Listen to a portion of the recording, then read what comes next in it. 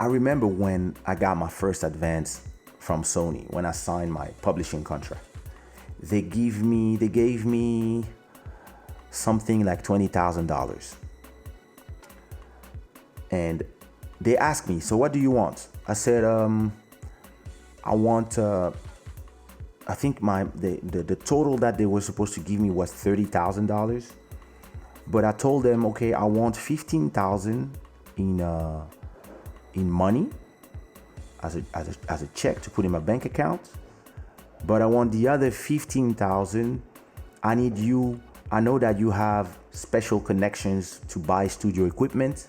And they said yes. So I said, yeah, okay. I would like you to buy stuff for me with my advance.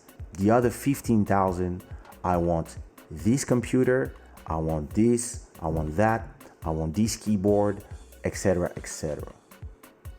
And I want that. And that's how I built my first home studio. And I remember that was in 98, so I was 24 at that time.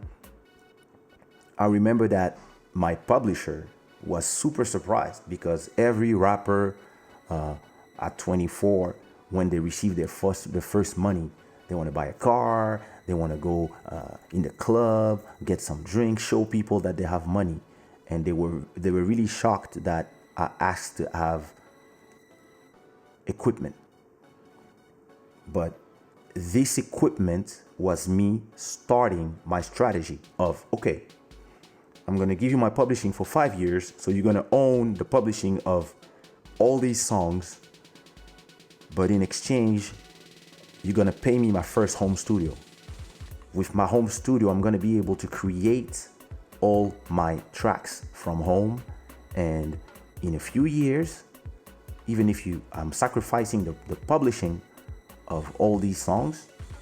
So my first 3 albums until 2005, I was signed publishing. So that was 7 years. But once I got out of that deal, boom, I had my studio. And you have to be able to strategize. And to be able to strategize, you have to think long term. And you have to be like, okay, let's go. And I had a conversation with the person who signed me on the catalog in Sony Music ATV back in the days. And he was telling me, yo, you know, when you asked for us to buy you gear, we were like, wow, oh, this kid is strange. He like everybody wants a car or whatever, or they want to see the cash. You didn't care about the cash. You wanted to be able to invest in yourself. I was investing in my future.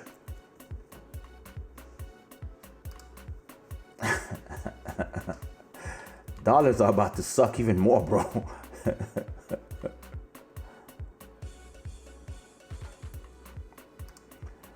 Exactly. My pleasure, Heather. Vou fazer show todo em português só para ti, daqui a nada. Não te preocupes. Thanks for that, bro. Thank you. That's true. Solar, I think his albums are not even online. That's crazy because of these kind of problems. And you know, a lot of artists are seeing the star system, the fact that they're gonna do shows and etc. But if you think long term, doing shows and making money from performance is gonna be maybe the first 10 years. But after that, your life continues. And unless you want to do another job after that or whatever, if you didn't invest in a few things on the way, because listen, so if you have zero money when you start, I'm not going to tell you to invest in yourself with no money, right? But you signed for your first 2 albums. The money you make on every show, instead of spending it in the clubs or to impress people who don't like you, what you do, you take that money and you invest it in something that's going to be your future tomorrow. Can be an apartment, can be a restaurant, can be your dream job, whatever. or you can save it to tell your label, hey, listen, the next album, I want to pay the studio. Oh, what you mean? Yeah, I want to pay, I want to invest, I will pay the studio, and I want to renegotiate the contract. So now I will own my master, and we will, instead of you giving me 10%, you're going to give me 50%. And everything will come out on your label, but now we are partners. And yeah, of course, like, you have to understand that if for a label, especially those big labels, they think like banks. They're like, wait a minute, less investment and still making money? Yes, yay. And once you make $1 million, $2 million, $3 million, when you are on those levels, of course, that's what you have to do. You make sure that you become your own executive producer. Just look, like, if you take the time to look at, it's too bad because today it's harder to see all these things. But back in the days, you had everything in the booklet with the CDs.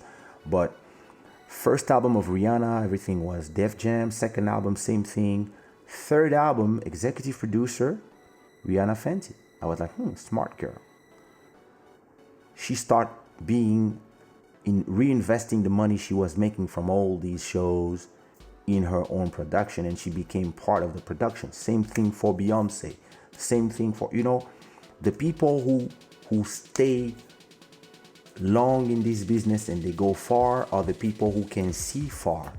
You cannot just see here. You have to look far away, and you have to make decisions based on return on investment. Yep.